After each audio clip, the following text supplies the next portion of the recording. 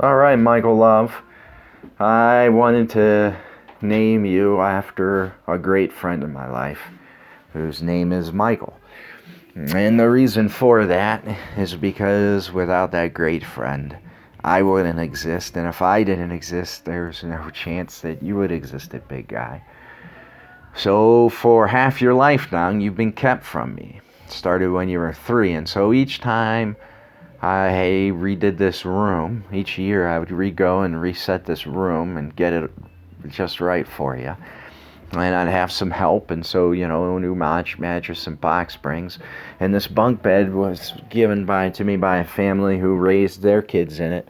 And so when I rebuilt the bottom part of it, I saved the handprints. There's the dad's handprint, and there's the mom's handprint coming in, putting their hand on the foot of the bed as they say it good night and tucked their kid in and checked on their kid. And your blankies, of course, because how could you not love the blankies? That's the closet, which is long and deep. It goes like all the way to there.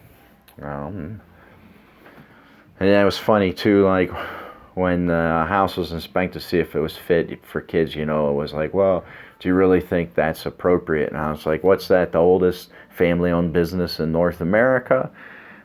And then I pointed out that, like the thing that's going to kill the most amount of people on the spaceship this year, or the year that it was occurring, was the lack of clean water.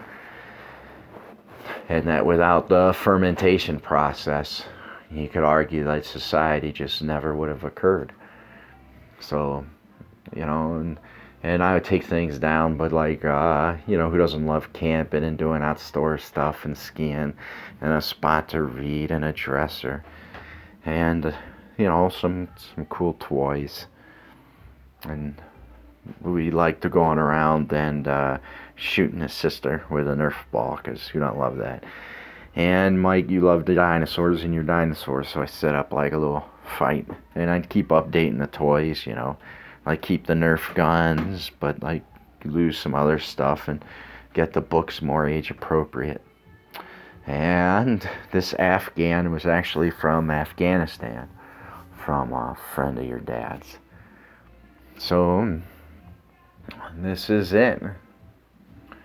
I was, and one other thing about the room that was kind of cool was it started with the help of a beautiful friend who's passed now. But this is a magnolia tree, and you can see it's in the shape of a heart. And he had access to a bucket truck. And so I would trim the tree in the shape of the heart, so then when it flowered with all the pink flowers, it would end up coming to a heart.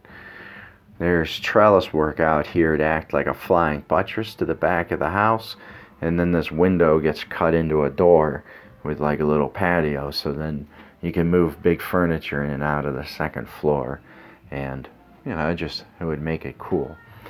All of this, whether it's the crown and the recessed paneling, the CO detector, the lights rewired, redid the gas.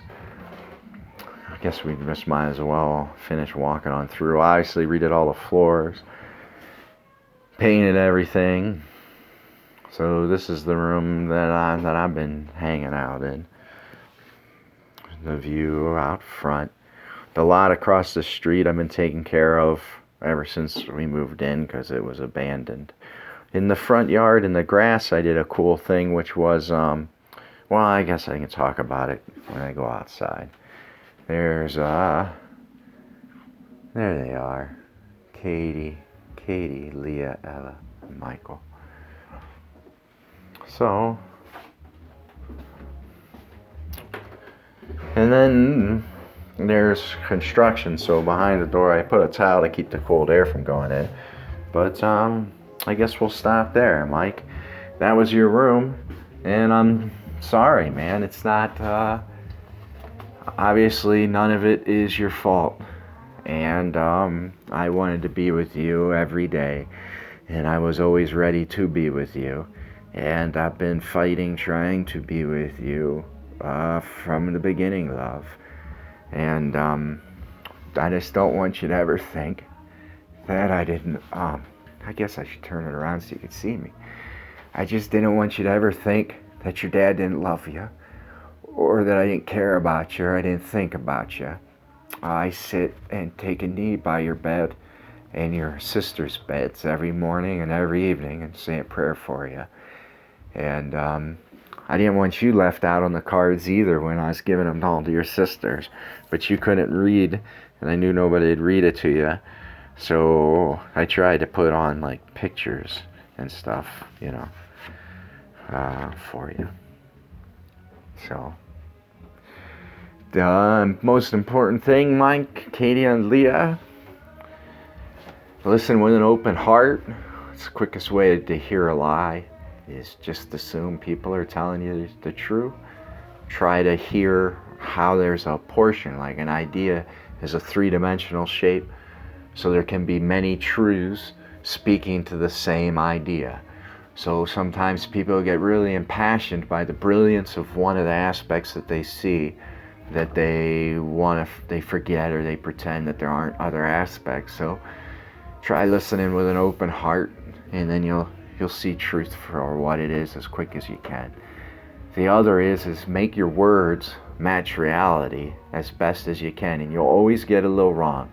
Just keep trying to make your words and your actions the same. What happened, what you said, and what you did, try to make them more and more the same. And the most important part to protect you and your life, particularly from the monsters that you have in our family, every day you need to do your best. And then when things don't work out or somebody does something horrible to you, and there's no hiding. When you do your best, you don't hide. When you do your best, you give yourself the most opportunity to learn. You give yourself the most opportunity to grow. And you give yourself the greatest chance to succeed. You also give yourself the greatest likelihood that somebody else will know you for you and will be able to appreciate you and love you for who you are. So give your best. And Mike, I miss you and I love you.